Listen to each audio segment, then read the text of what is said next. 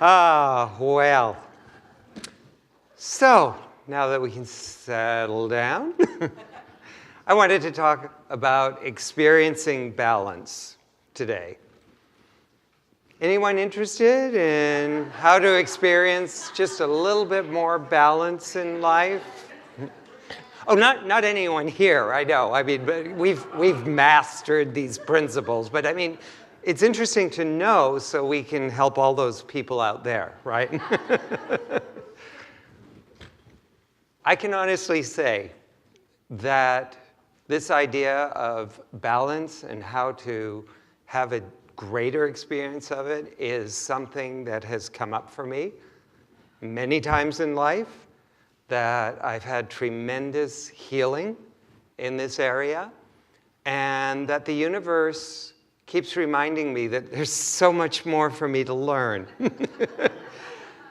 And I have to say that I frequently hear from people that, they are just so wishing they could have more balance in their lives, but their jobs or their responsibilities with their children, parents maybe, if their parents are aging, or other commitments out there in their communities or in the world, just take up such an inordinate amount of time, and it doesn't leave time for other aspects of their lives to be fulfilled. Recreation, time to hang out with loved ones, just to hang out without any particular purpose, to exercise, taking time to maybe prepare a meal from scratch and eat right, or doing things that would give them a greater sense of well-being, time for spiritual practice. And of course, when they say that one, I'm glad I've taped one side of my eyebrows down so it doesn't go up, because we practice non-judgment in this church and wouldn't want to give them the wrong impression. But here's the good news. The good news that I can deliver today, and deliver with absolute conviction, is that each and every one of us can experience a greater degree of balance in our lives, and I'm telling you that regardless of what our schedules look like today. How can I claim that? Well, because if there's one thing I've learned through my years of science of mind, is that we are neither defined nor confined by the conditions of the world around us. Absolutely. Ultimately, what's most true and real about us that we teach over and over again is the nature of God that lives in every one of us. That is greater than anything that we face in the world. And part of God's nature, folks, is balance. Balance is a spiritual quality that lies within us. But what we teach in Science of Mind is that we only experience those spiritual qualities of God that live around us, in everything. We only experience them to the degree that we are aware of them, that we feel our oneness with them. The more we feel our oneness with a goodness in us and around us is the degree to which we experience and express that goodness in our lives. So as compelling as the circumstances of our lives may be to convince us that they dictate whether or not we can experience balance, I'm here to say that just isn't true. We get caught up in the idea that when our job duties change, when the boss goes to Brazil and I can have a little bit of downtime, right, when our kids grow up, or when our communities no longer need our help, then we'll experience balance. But what I'm here to do today is to remind all of us, and I include myself in this, is to remind us that life is created from the invisible to the visible. We often say it's created from the center of your being, to circumference, the outer world. Everything in the world began as an invisible idea that came into manifestation. So our life experiences, how we experience life, begins from our center, the way we see things, the way we see ourselves, the way we perceive the world, and that dictates our experiences in the outer world. Any experience you've had of love in your life began with an invisible impulse of love in you to fulfill itself. And then you began to have ideas about possibilities of how you could experience that love. And you moved in that direction, and they became manifest. All life begins from the invisible to the invisible. So to have a greater experience of balance in our lives, we need to cultivate an awareness of balance as an aspect of our own being. See, the truth is, if someone carved out a perfectly balanced schedule for you, sat down and they said, what would your idea of balance look like? And they carved that out for you, but you didn't feel aligned with that quality of balance in yourself, I'm sorry, it wouldn't help. It really wouldn't help. If we don't feel that sense of balance in ourselves, then we won't feel comfortable at ease in that experience of balance that someone puts us in. We'll find some way to throw it off balance because we don't feel it within ourselves. And the other thing I need to remind us is that what balance looks like to each and every one of us is going to be different because we're all unique creations of the divine. So my version of balance may not be anything like your version of balance. We're not intended to mirror each other. That was the topic of my talk on Wednesday. And as I was thinking about this idea of balance, I remembered back when I was 13 years old, my mom and my sister and I went to Barbados for a couple of weeks and just loved the Caribbean. I remember seeing women that would be walking long distances with baskets of all kinds of foods and different items on their heads. And I mean, sometimes they're really tall baskets. And often they were walking with both their arms at their sides. And these baskets were perfectly balanced. And it was just so fascinating to me. And I remember seeing at a market where there was a mom and her daughter that were purchasing things. And I noticed the mom could put any number of things on her head. And it was just totally second nature. But the daughter was still trying to get the hang of it. And I remember just being fixated watching this girl as she put some items, and it started to get a little imbalanced, and she would just get still and then gradually find her way to establish that balance. And I could relate to it. It was, first of all, I could see there was something inside of her that felt like balance, that allowed her to experience this sense of balance. But even though I had no clue, I never tried to balance anything on my head like that, part of me could absolutely relate to the experience, visualize myself in that really bright dress, and I was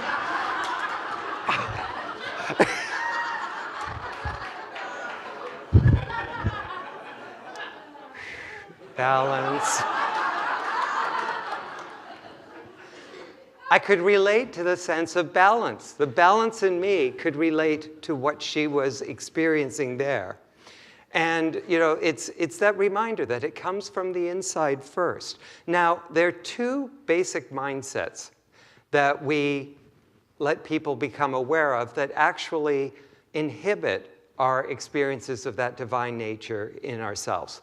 One is the I can't experience, I'll never be able to, that I'm not enough, I would never be able to experience love, joy, or balance, it's just not in me. We need to heal those beliefs. But the other side of the spectrum is we can also get caught up in, it has to look like this. This is what balance looks like. This is what love looks like. This is what prosperity looks like. And both of those mindsets prevent us from opening up to all the opportunities, the different ways that we can experience that infinite goodness of God in our own unique ways. So that's what we do with our spiritual practices. Our practice of meditation and prayer and affirmation, working with our spiritual counselors, being of service, tithing, all of these are things to get us to reconnect, realign with that spiritual essence, that infinite invisible in us, that then allows us to break through those patterns of not enough or it has to be like this. That's the whole purpose of our spiritual practice. And when we do break through, what will happen is we'll experience a healing in one of two ways. One is that because we've moved through that idea of I could never, we do what we need to create the outer experience, so the outer experience changes, or the other way is that nothing changes outwardly, but we have a whole different perspective to what's going on. So I may not change anything in my life, but experience absolute balance within me. Or that sense of balance allows me to do what I need to do to change the outer experiences. But both of those ways of healing come from a shift within us that either opens us up to creating new outer experiences or allows us to live in greater balance the way things are right now. And so the place to begin with balance is within ourselves. How? How do we do that? I'm asking. I thought this should be balanced. I talk a bit, you talk a bit. The first thing we need to do, I think we need to become aware of and open to all the different facets of our being, some of which we're not allowing to be expressed. You know, our spiritual nature of wholeness contains within it all the things that we might label as opposite ends of the spectrum of good. And what I might mean by that would be, for example, part of our spiritual nature is power, strength, courage. But isn't there a part of us also that is tender, gentle, absolutely kind, maybe even open and vulnerable? Part of us can conform and adapt to situations to establish harmony, maybe give up an idea of wanting it this way to go with the flow. But then there's that part of us that feels like, no, this doesn't feel right, and goes against the grain to create some new version of good that the world may not know yet.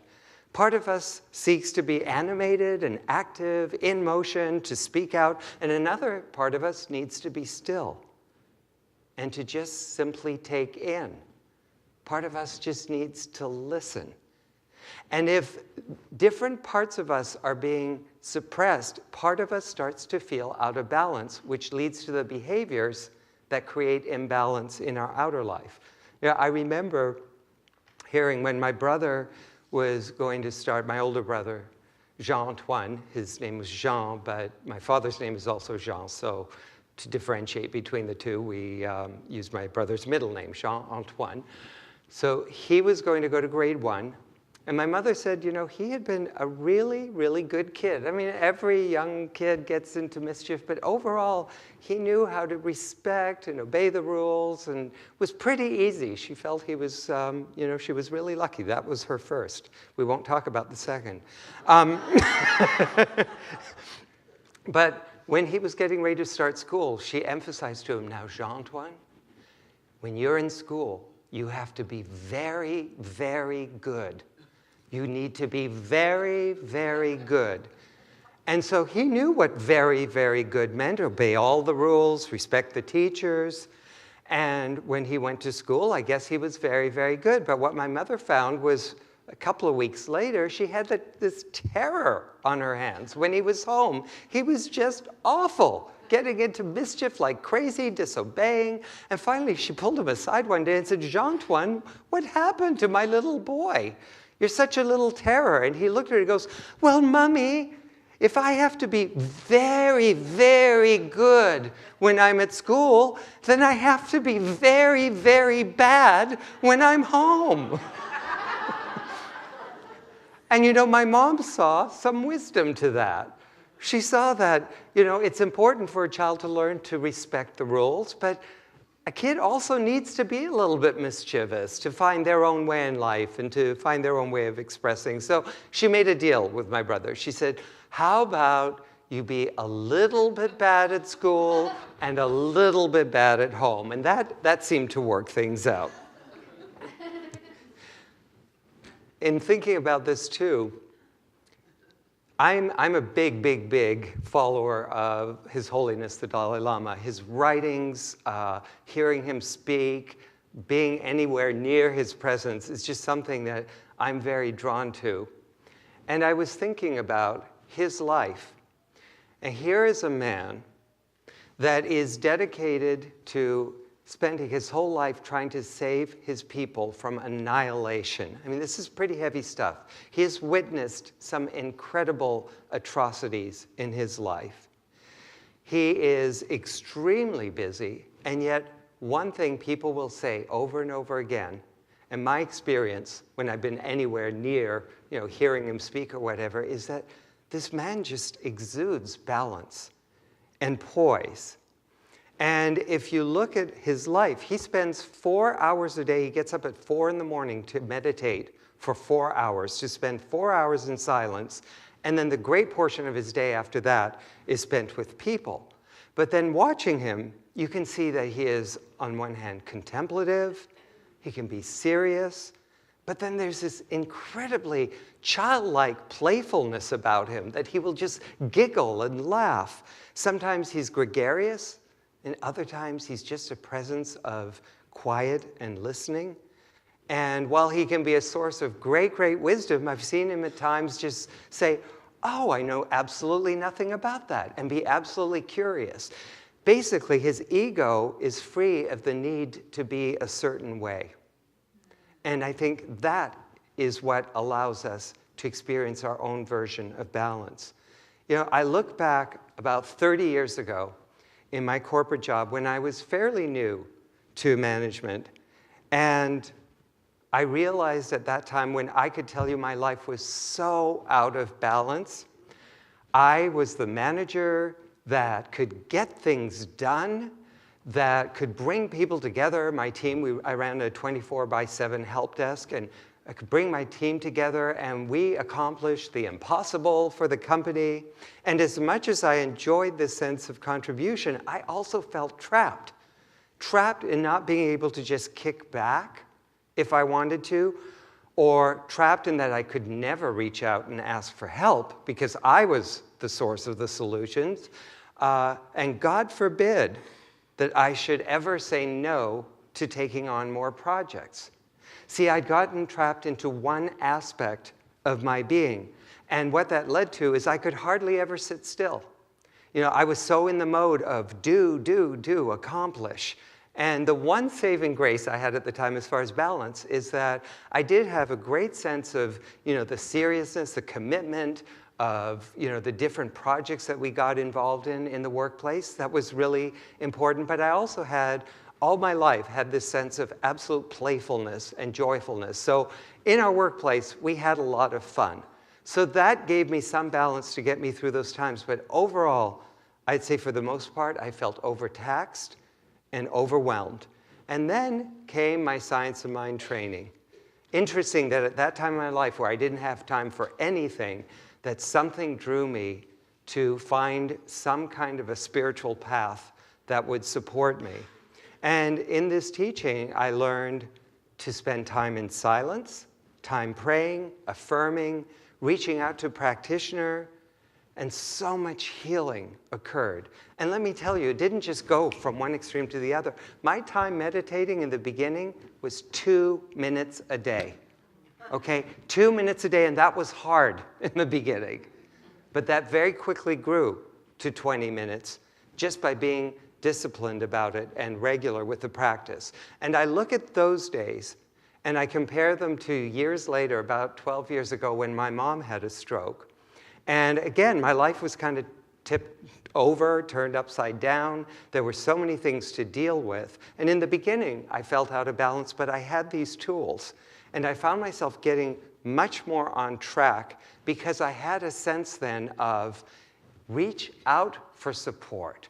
Accept support from others, And I'd say within about 6 months of the whole situation happening, people were watching me.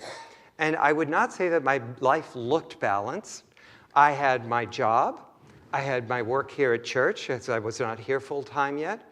I had a new relationship with my partner that was just starting up. I had other family obligations. And there was my mom. I was her primary caretaker.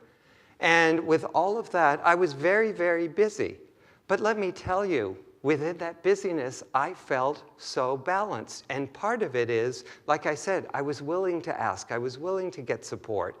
Also, the time with my mom may have been a big commitment, but she was such an angel and so fun. I mean, so much of our time was spent just in pure silliness and laughter.